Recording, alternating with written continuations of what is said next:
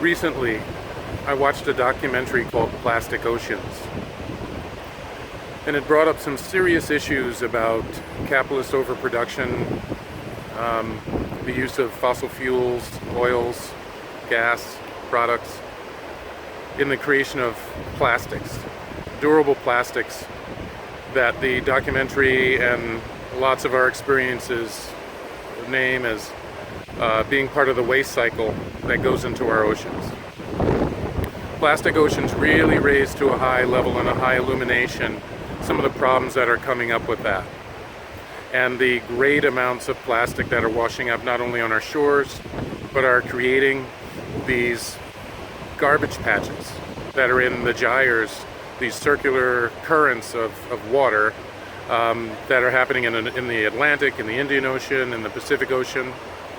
There's something called the North Pacific Garbage Patch, which actually one of my students talked about in one of our cultural media classes in higher ed. And actually I thought something was wrong when he was saying it. Possibly something was wrong with them, because it just sounded so unbelievable. But we gave it some research inside of our class, and we realized that there was indeed a large patch of plastic that was floating in the Pacific Ocean that was indeed the size of Texas, actually 2 times the size of Texas, it's been said.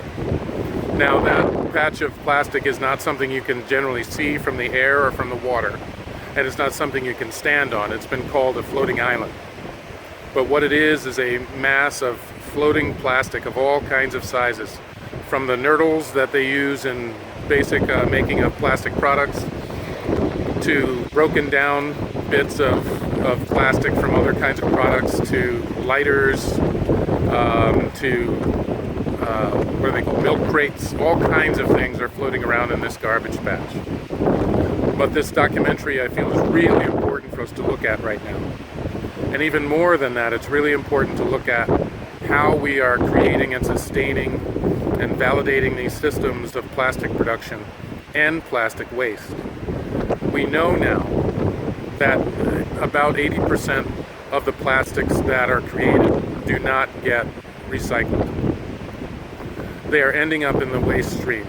They are ending up in rivers and on the land masses and getting washed into our rivers, which lead things out into the ocean, are creating problems of buildup of toxins in these plastics that we now know, of course, that the birds are eating, that the fish are eating, and it's creating systems and situations of toxins building up in the fish that we eat, and also creating fatal situations for a lot of the animals that are in the ocean.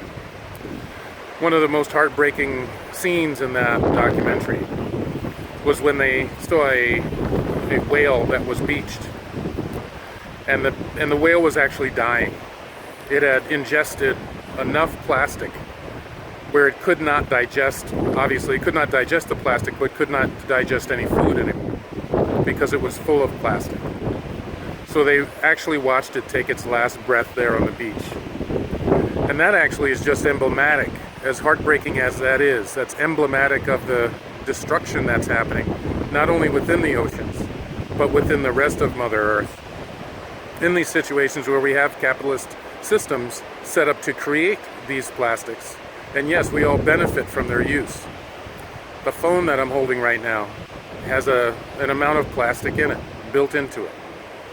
So we have to begin to see how we are complicit with this system of destruction, not only of the oceans, but in the balance of the ecosystems that we depend on for life, but that all other beings and systems depend on for life. So I ask that you take a look at that documentary, Plastic Oceans. And there are so many more out there, and I'll make some notice of that on in the information center on this video.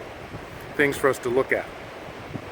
But of course, one of the things that has to happen with all this is we have to talk about it. And we have to talk about it in a way that supports us taking action, that supports others taking action in this area, so that we can stem the tide of this destruction, really understand what climate change is about, and all the other systemic dynamics that are connected to it, of resource exploitation and ecosystem destruction and extinction of animals and all of that that's interwoven into this problem that we now have in our modern world. So we have to talk about this. We have to continue these conversations at a high and a deep level. And we have to do so in a way that helps us, again, remedy these problems and mediate these problems. And if it means major systemic change, we have to look at that. And particularly major economic and cultural change. We have to be brave enough and loving enough with radical compassion for each other and the earth to make these changes so that our offspring look back at us and say they are proud of us for what we did. Proud of us for what we challenged in our own lifetimes so that they could have an earth that is safe, beautiful, and in balance for them and for the life of everything around them. I'd love to have these conversations with you. Let's talk.